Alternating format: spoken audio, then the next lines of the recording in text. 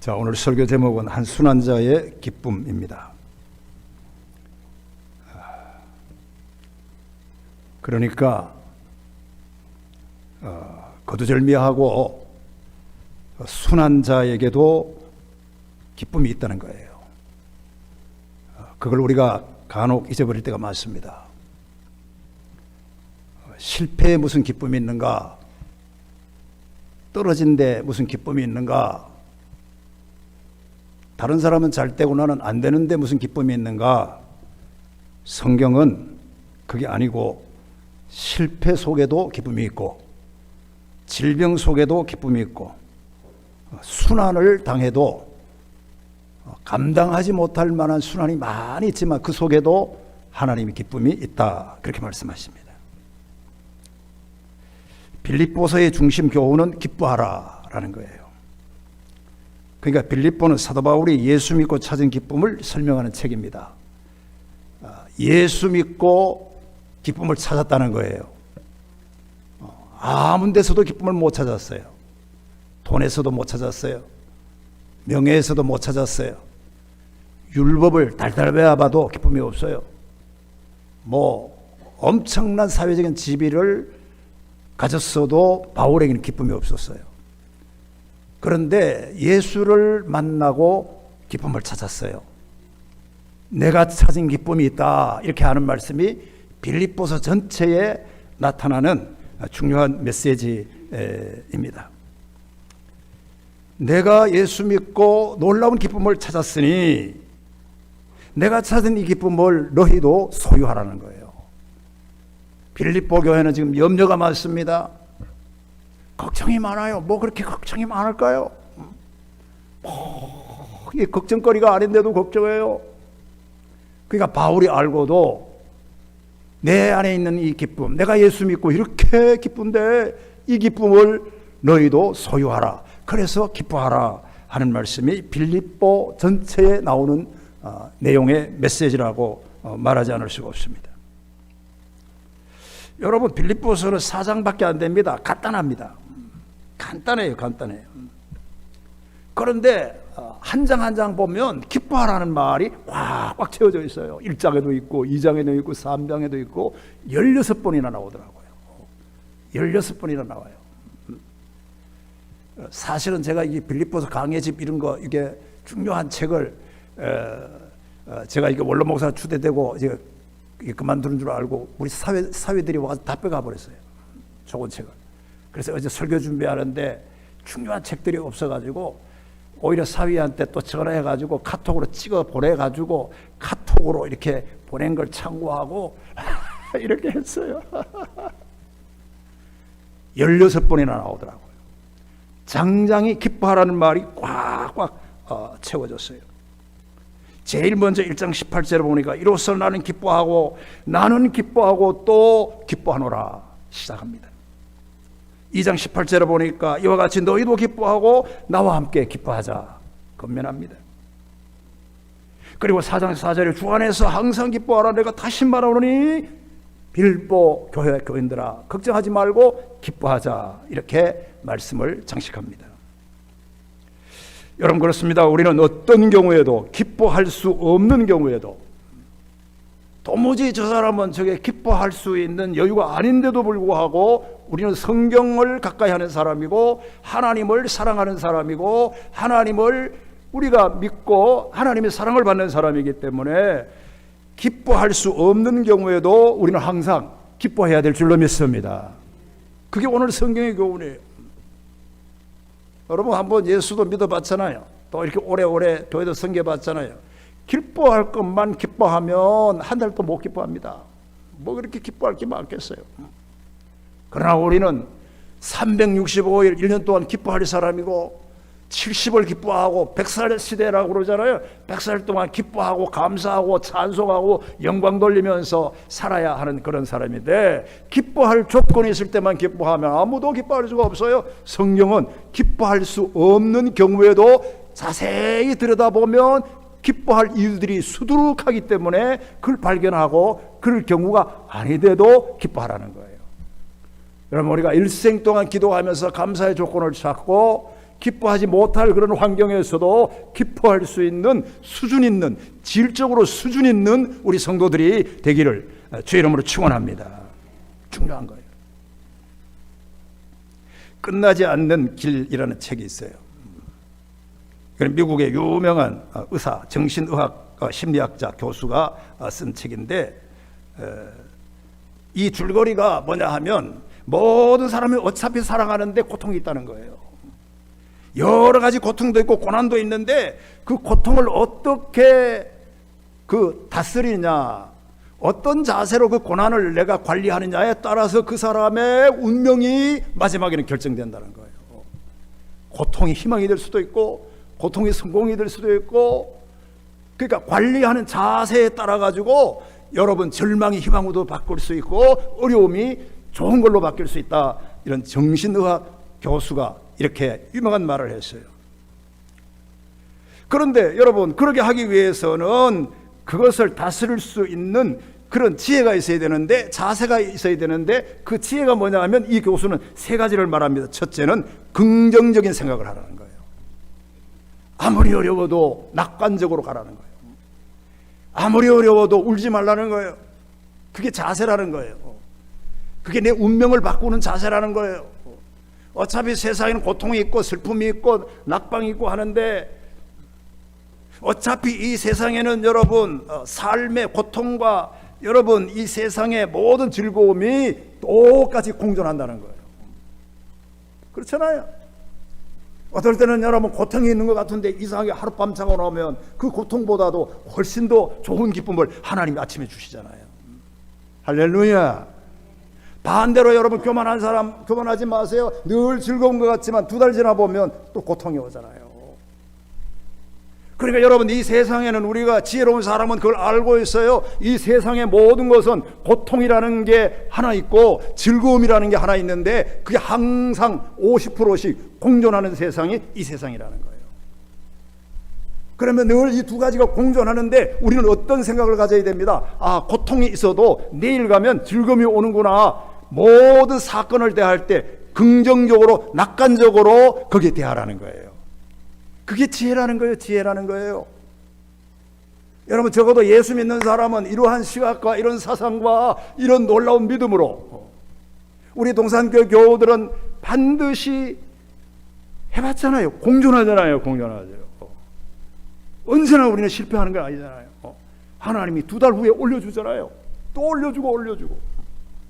그리고 하나님은 언제는 저 바벨탑처럼 저 99%를 올려줬는데 너무 올려준 것 같으면 어느 날 하나님은 70%로 딱 낙화시키잖아요. 공존해요. 그러니까 이것도 있고 이것도 있다. 즐거움도 있고 고통도 있다. 이걸 아는 사람은 걱정할 게 없어요. 여러분, 낙관적으로 좋게 생각하고 긍정적으로 우리가 자세를 가지고 생각하면 여러분의 운명이 바꿔지는 줄로 믿습니다. 이 교수의 말이에요. 그렇게 살아라라는 거예요. 뭘 걱정하느냐. 두 번째로는 일의 가치와 의미를 알아야 한다 하는 거예요. 가치 문제입니다. 그러니까 목적이 있어야 된다는 거예요. 목적. 여러분, 그렇습니다. 우리가 이 세상에 살 때 내가 얼마를 벌었느냐가 아니라는 거예요. 내가 얼마나 유익을 취했느냐, 그게 아니라는 거예요. 내가 얼마나 재산이 많으냐, 그게 아니라는 거예요.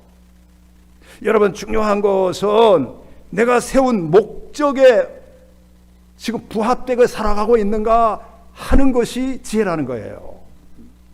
목적에 맞게 살고 있는가.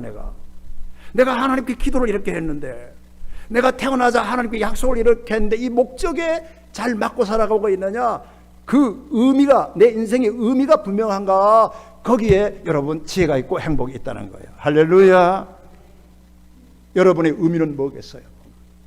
여러분, 오늘도 살아가는데 여러분은 무슨 의미를 가지고 있어요?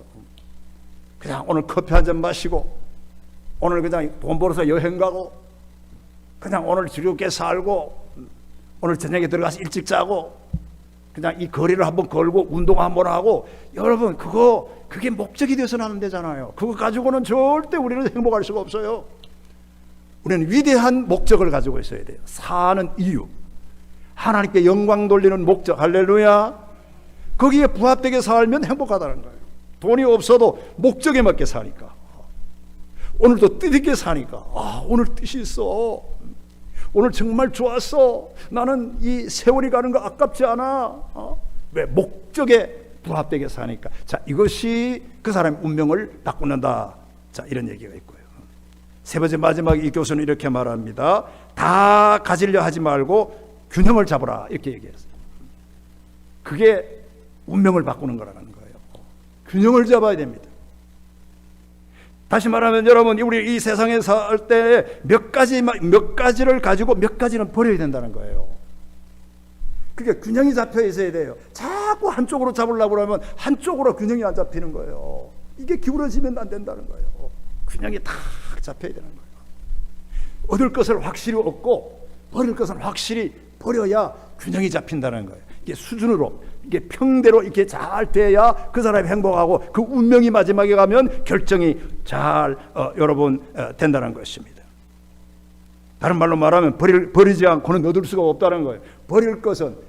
얻을 것은 확실히 얻고 버릴 것은 확실히 버리고, 그 삶이 누가 봐도 예수 믿는 사람으로서 균형이 잡혔다, 그런 칭호를 들으라는 거예요. 얼마나 좋아요. 어떤 사람은 여러분 다 믿어 균형이 안 잡혀 있어요. 한쪽으로만 치우쳐 있어요. 여러분, 얻을 것을 얻기 위해서는 과감히 버릴 것을 버려야 얻을 것을 얻는다 하는 것입니다. 이런 것이 삶의 지혜라 오늘 이 교수는 말합니다. 자, 이제 바울 얘기를 이어서 합니다. 여러분, 엄밀한 의미에서 보면 바울은 기뻐할 조건이 하나도 없어요. 그런데 왜 바울은 기뻐하는 것입니까? 균형이 잡혔어요. 치우치질 않았어요. 여러분, 엄밀한 의미에서 바울은 기뻐할 조건이 하나도 없습니다. 왜냐하면 모든 것을 그는 다 버렸기 때문에. 그는요, 출세도 버렸어요. 여러분 알잖아요. 기뻐할 이유가 없어요. 출세를 버렸으니까. 성공도 버렸어요. 출세도 버렸어요. 가정도, 좀 미안합니다만 가정도 버렸어요. 안일도 버렸어요. 안정도 버렸어요. 명예도 버렸어요. 자기가 가지고 있는 그 유능한 학문도 다 이게 배설물처럼 버려버렸어요. 그러니까 하나도 가진 게 없어요. 기뻐할 조건이 없어요. 기뻐할 건덕지가 없어요. 그런데도 기뻐한다는 게 오늘 이 본문의 말씀 아닙니까? 원래 여러분, 그는 대단한, 사도 바울은 대단한 사람이었어요. 여러분, 빌립보서 3장 4절에 보면 바울이 자기 자신을 아이덴티티, 자기 자신을 이렇게 주체를 이렇게 합니다. 나도 육체를 자랑하고 신뢰할 만한 사람이다. 자기를 그렇게 평가해요. 나는 보통 사람이 아니냐? 아니야.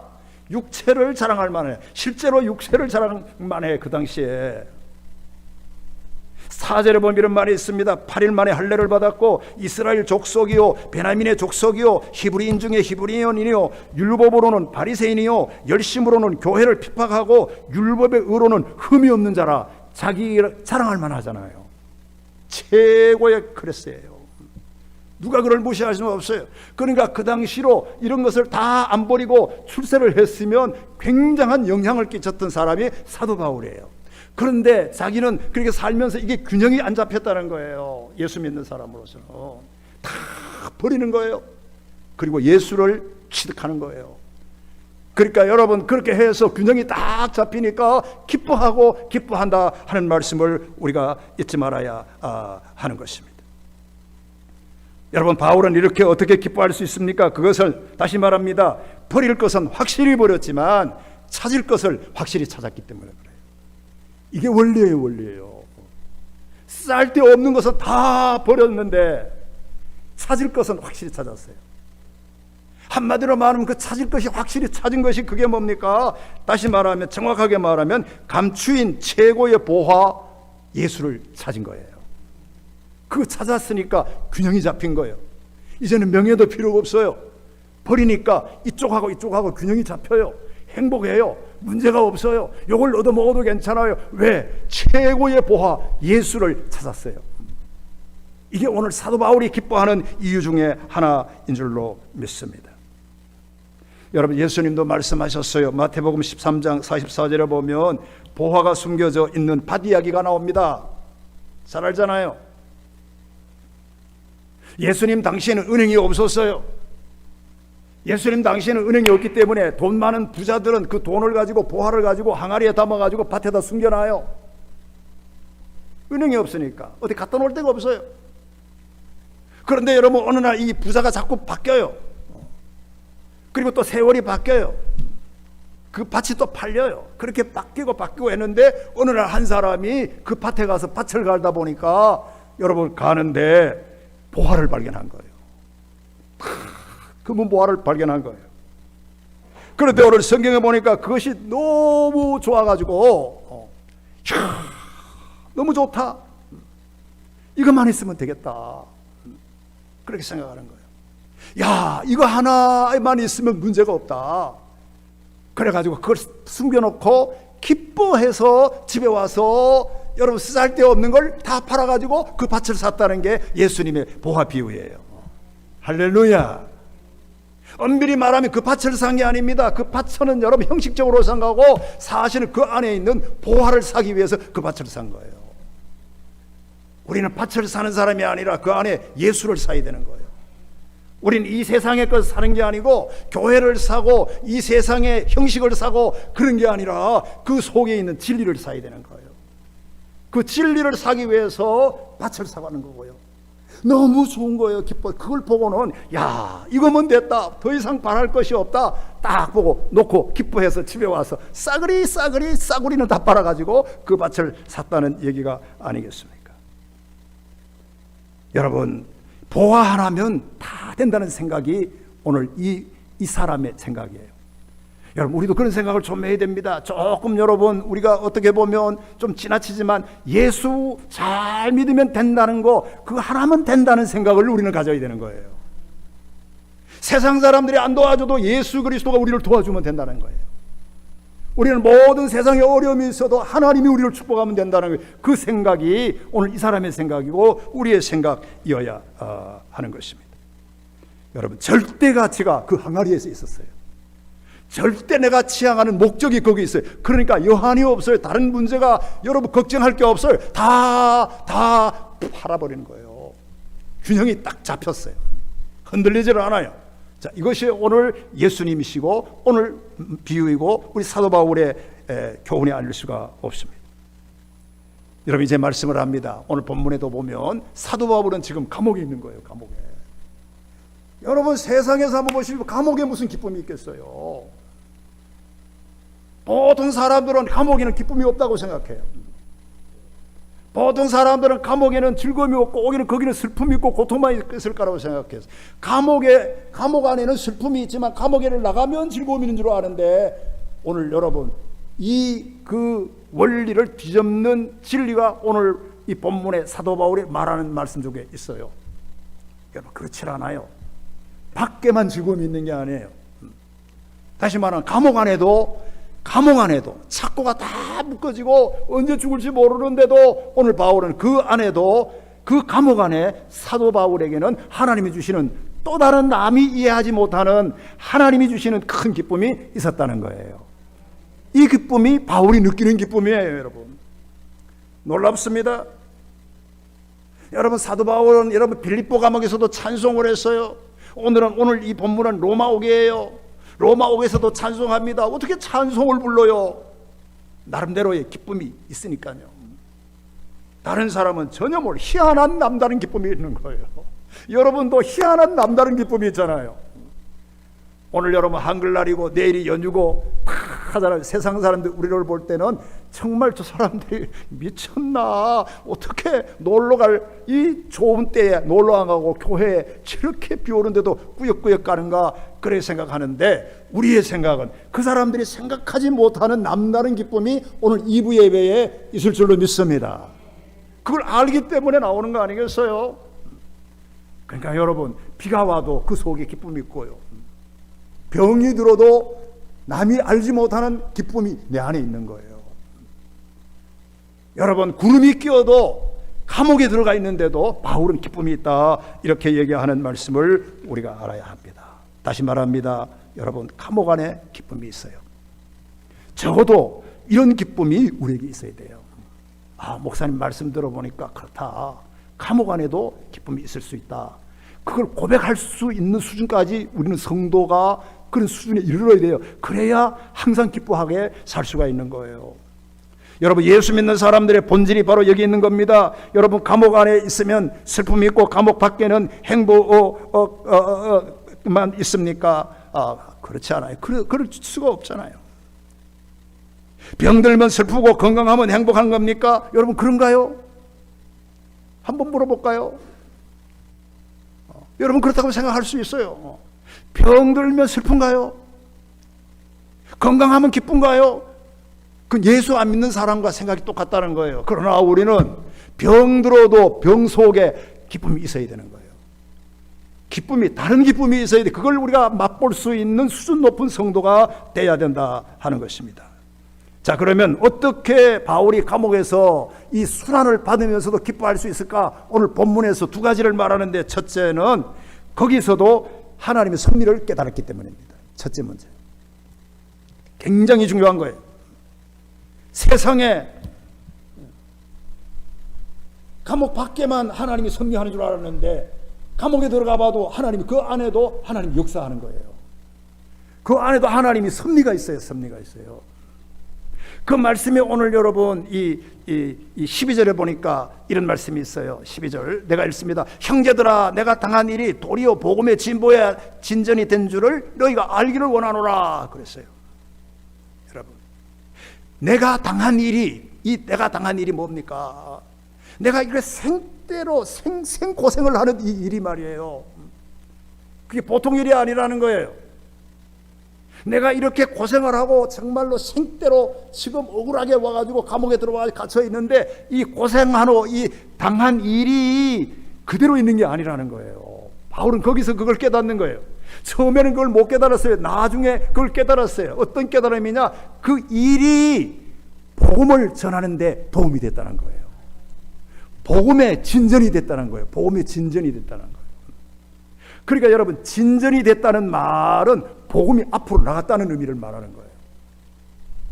여러분, 세상에 우리는 여러분 고통이 있고 그 고난을 당하면, 목사가 고난을 당한다든지 장로가 고난을 당한다든지 코로나로 이래가지고 한국교회가 어려움을 당한다든지, 다 생각은 이 일로, 이 고생하는 일로 복음이 뒤로 가는 줄 알지만, 바울은 그 생각을 안 해요. 오히려 그 고난을 당하는 일이 복음이 진전이 된다는 거, 앞으로 더 퍼져나간다는 거예요. 여러분, 이 사실을 바울이 깨달았어요. 그 감옥 속에서. 그러니까 감옥 속에서도 기쁨이 있는 거예요. 여러분, 이것이 하나님의 섭리인 줄로 믿습니다. 나는 몰랐는데 나중에 보니까 교회가 더 부흥이 돼요. 나는 몰랐는데, 그때는 몰랐는데 내가 감옥에 간 일로 인해 가지고 모든 사람이 더 힘을 내요.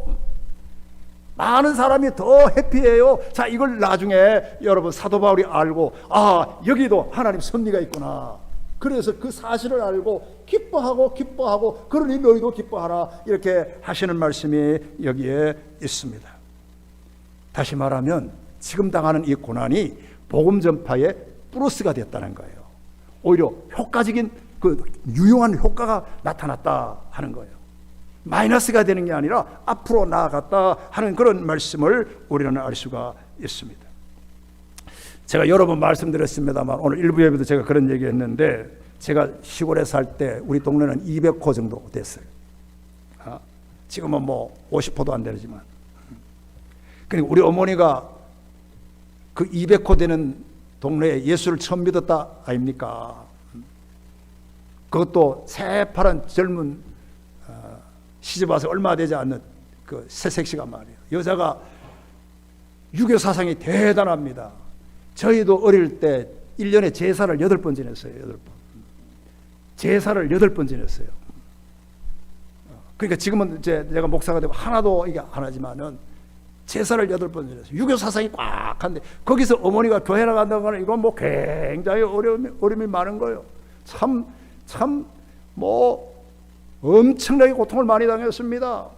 우리 아버지한테 매도 많이 맞았어요. 두드려 맞기도, 지게작대기로 두드려 맞기도 많이 맞고, 우리 아버지한테 그 교회 나간다고 무식하다는 소리 참 많이 들었어요. 우리 어머니는 무식하게 교회 나간다고 그러고, 우리 아버지가 우리 어머니는. 실제 우리 어머니는 무식해요. 글자를 하나도 몰라요. 글자를 하나도 몰라요. 그러니까 우리 아버지가 우리 어머니 보고 무식해가지고 교회 나간다고 그러고 막. 세상에 여러분, 우리가 그런 말이 여러분 있잖아요. 공을 세게 치면 더 높이 뛴다고. 우리 어머니는 그런 핍박을 받을수록 더 강해져가 예수를 더 잘 믿게 됐어요. 그래서 저도 그 어릴 때는 그게 참 불만이었어요. 왜냐하면 아무도 교회를 나가지 않는데 어머니하고 나하고 둘만 나가는 거예요. 이게 참 창피하기도 하고 어떨 때는 참 이해가 안 됐어요. 왜 나는 교회를 나가야 되는가. 어릴 때 꼭 4살 때부터 나갔으니까 이해가 안 됐어요. 막 사춘기 때 막 반항도 했어요. 내 얼굴에 반항한 얼굴 같습니까? 다. 근데요, 제가 이제 말하고 싶은 게 있어요. 지나놓고 보니까요, 결론이 이거예요. 어머니가 당한 일이, 최초에 우리 동네에서 어머니가 예수 믿는다고 핍박받고 무식하다고 막 이게 핀잔받은 그 당한 일이 지금 보니까 그게 복음의 놀라운 진보가 됐어요. 복음의 역사가 일어났어요. 지금은 여러분 그 동네에서 나온 사람들이 목사가 수두룩해요. 가능한 일인가요? 장로님도 수두룩해요. 늘 말하잖아요. 지금 예수사랑교회 수석 장로가 내 조카예요, 조카. 다 거기서 전도받았어요. 여러분, 안수 집사가 수두룩해요. 뭐 저 인천이고 수두룩해요. 내가 요즘 와서 깨달아요. 그때는 내가 이해를 안 됐고 어머니가 왜 저렇게 무식하게 교회 나가는가 그런 생각을 했는데 지금 와서 이해가 됩니다. 그게 어머니가 당하고 수모당한 그 당한 일이 나중에 보니까 엄청난 하나님의 선교적 시나리오가 있었다는 거예요. 엄청난 복음의 진보가 돼서 동네가 다 예수 믿고요. 객지에 나와서 예수 믿 이겁니다. 오늘 그것을 사도 바울이 나중에 처음에는 못 깨달았지만 나중에 깨닫고 내가 감옥에 있으면서 기뻐한다 이런 말씀을 했습니다. 오늘 사랑하는 성도 여러분, 내가 감옥에 있다고 선교가 절대로 끝나는 것은 아닙니다. 내가 감옥 안에도 선교가 있고 감옥 안에도 기쁨이 있고 감옥 안에도 희망이 있고 감옥 안에도 살아나는 길이 있을 줄로 믿습니다. 실패 속에 어려움 속에도 하나님의 섭리가 있습니다. 그 섭리를 깨닫고 우리가 낙심하지 말고 어떤 경우에도 항상 기뻐하는 성도가 되기를 다시 한번 주의 이름으로 축원합니다. 한 말씀만 마지막으로 드립니다. 두 번째, 왜 감옥에서도 이 순한 자가 기뻐하는가? 여러 가지 나타나는 후속 효과 때문에 그래요. 자기는 몰랐어요. 이런 효과가 나타날 줄 몰랐어요. 그런데 바울이 감옥에 갇혀 있는데 여러 가지 후속 효과가 나타나요. 이런 것도 나타나는구나. 그게 딱 나타나니까 바울이 그래서 이게 다 참 기뻐할 수밖에 없는 게 오늘 본문의 말씀입니다. 자, 오늘 14절에 보면 이런 말씀이 있어요. 형제 중 다수가 나의 매임으로 말미암아. 자, 보세요. 형제 중 다수가 나의 매임으로 말미암아 주 안에서 신뢰함으로 겁없이 하나님의 말씀을 더욱 담대히 전하게 되었느니라. 이런 칭이 하나 있어요. 겁없이 하나님의 말씀을 전하. 사도 바울이 우리 목사님이 사도 바울이 감옥에 갇혔는데 우리가 낮잠 자고 있느냐? 더 열심히 전하는 분류가 빌립보 교회에 있었어요. 할렐루야. 시너지 효과가 생각지도 않는 여러 후속 조치가 일어나는 거예요. 나타나는 거예요. 막 겁없이 막 증거하는 거예요. 이런 이유가 하나 있어요. 저도 이제 제가 이게 군에 있을 때 제가 군종사병이었는데 사실은 제가 주특기는 군종사병 주특기가 아니에요. 그래도 제가 원래는 포병단인데 133 포병단인데 내가 어떻게 해서라도 내가 군에서 예수를 좀 정하고 해야 되겠다 그런 기도를 했더니 어쨌든 군종사병이 됐어요. 그 주특기는 아닌데 군종사병이 됐어요. 그러니까 얼마나 어렵겠어요. 그 주특기가 아닌데도 세워놨으니까. 대대 군종사병에 굉장히 어려웠습니다. 고참이 말을 안 들어요. 교회 여러분 가서 예배를 드려야 되는데 나가게 못하게 합니다. 그 교회가 밖에 영문 밖에 있어요. 그 고통이 심했어요.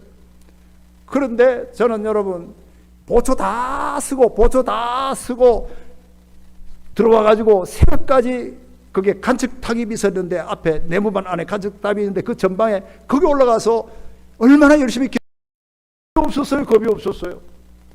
왜냐하면 보초서고 내 몸 안에 안 들어가면 탈령으로 취급하는 거예요. 그런데 그게 겁이 안 났어요. 겁이 안 났어요. 내가 겁이 안 나더라니까요. 기도하다가 좀 붙들리면 어때? 오히려 막 고통스러우니까 겁이 안 나요.